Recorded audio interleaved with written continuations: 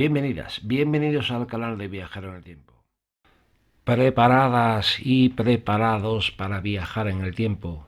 Espero que sí, yo lo estoy. Hoy viajamos a la Alemania el día 5 de marzo de 1933. Las elecciones se llevan a cabo en un ambiente de intimidación.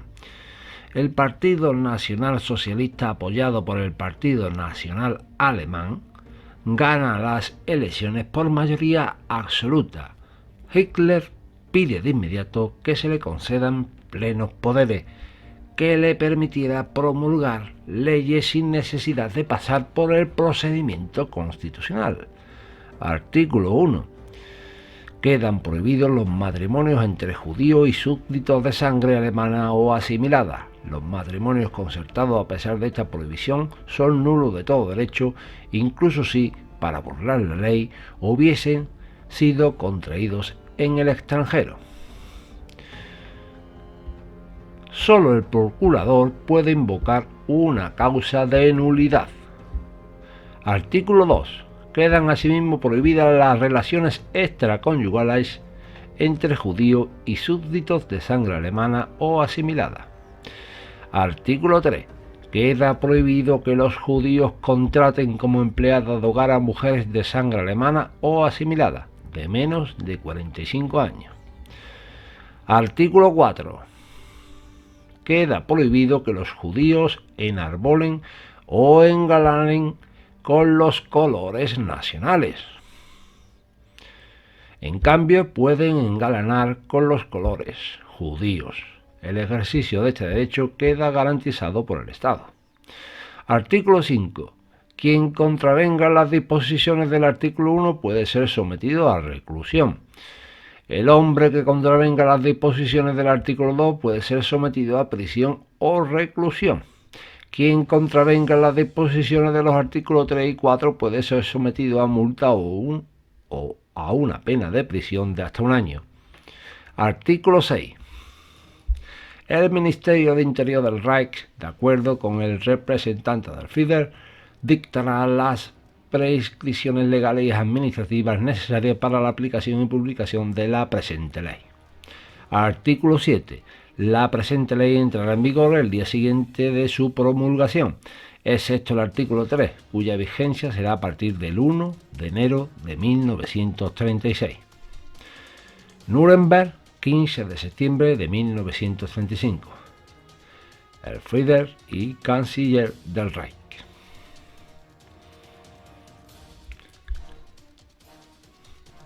Ya aparecen los elementos característicos del nazismo, que, como sabéis, uno de estos elementos característicos del nazismo es el racismo.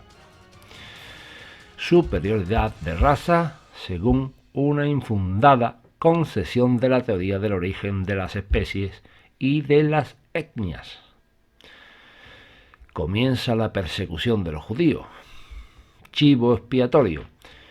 Concertar la agresividad y el malestar de las masas hacia ellos.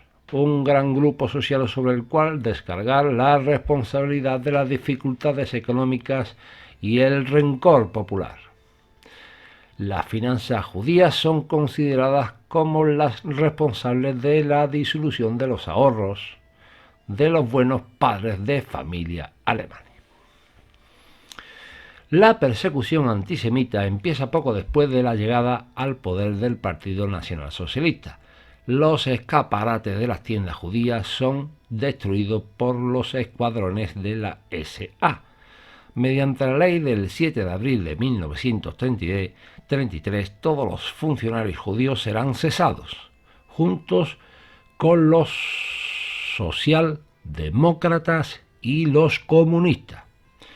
Con las leyes del 25 de abril de 1933, la exclusión de los judíos llega a la enseñanza y al periodismo. Para desempeñar cualquier puesto público hay que demostrar la descendencia aria mediante documentos durante por lo menos 2 generaciones.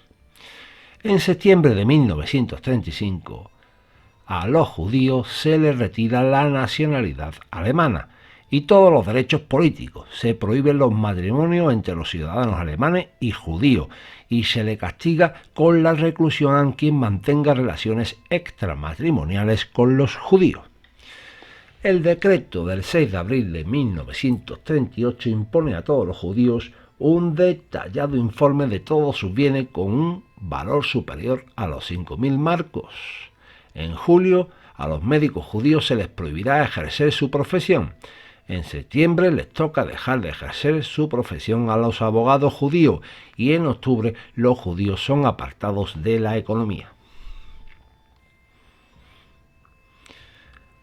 A causa del asesinato de un diplomático alemán en París en manos de un estudiante judío, durante la noche del 9 de noviembre de 1938 se desencadena en toda Alemania una enorme furia, la llamada Noche de los Cristales Rotos. Las sinagogas serán incendiadas en todo el país. Millares de personas serán arrestadas y enviadas a los campos de concentración. Mediante un decreto se obliga a los judíos víctimas de la violencia a resarcir los daños al Estado. En las entradas de las ciudades hay carteles que dice prohibido la entrada a los judíos y judíos fuera. Tampoco pueden entrar en los parques. Y Hitler proclama que una solución radical está cerca.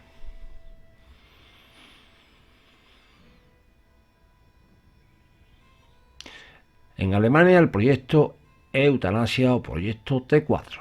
Las primeras víctimas de una locura que solo admite personas fuertes y sanas fueron los enfermos físicos y psíquicos.